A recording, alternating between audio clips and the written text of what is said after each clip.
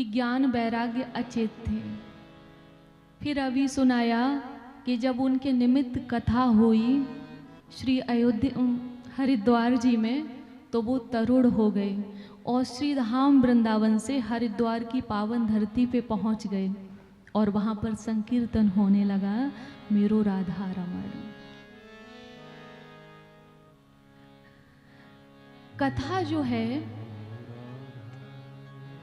हमें सत्य और असत्य का ज्ञान कराती है, हमें क्या करना चाहिए और क्या नहीं करना चाहिए। ये कथा से ही तो हमें सुनने को मिलता है। या तो आप संतों के चरणों में बैठ जाइए, वो आपको बताएंगे, क्योंकि उन्होंने शास्त्रों का ज्ञान किया होता है, पुराणों को पढ़ा होता है, गुरु परंपरा से उन्होंने शिक्षा को ग्रहण किया होता है।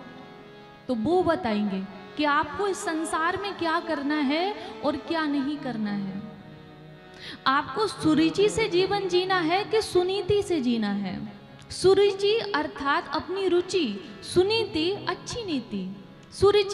सुरुचि से जब हम जीवन जीते हैं तो कहीं ना कहीं अधर्म का कारण बनता है, और जब हम सुनीति से जीवन जीते हैं तो वो धर्म का कारण बनता है। और ध्यान रखिएगा, राम उन्हीं के हैं, कृष्ण उन्हीं के हैं जिनके साथ धर्म है। और आप मानव भी तभी कहलाएंगे जब आप में मानवता के गुण हैं, जब आप धर्म के आश्रित हैं। ध्यान रखिएगा।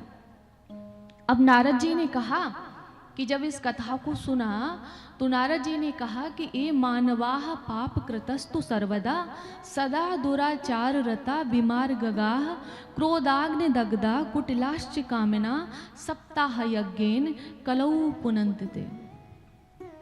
नारद जी ने पूछा सनकादियों से कि आप लोग ये बताइए कि इस कथा से कौन कौन सा पाप धुल सकता है।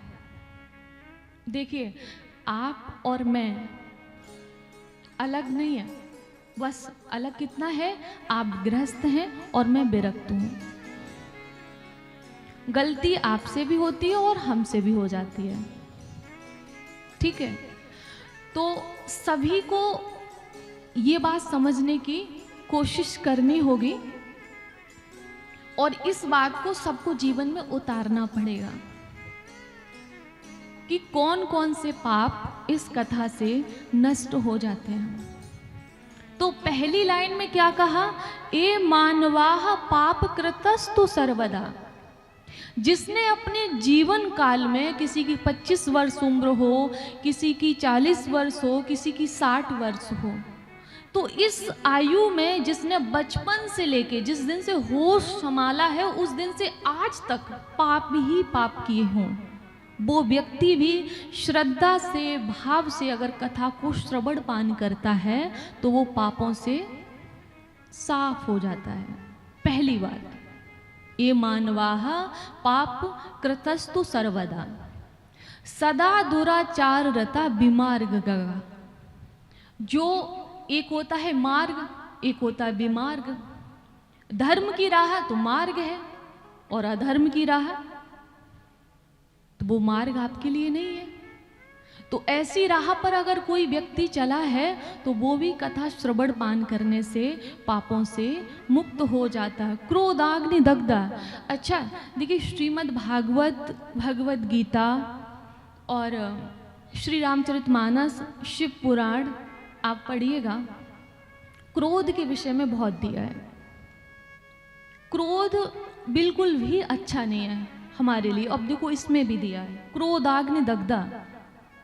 जैसे कोई व्यक्ति क्रोध करता है तो उसको ये लग रहा है कि मैं सामने वाले पे कर रहा हूं।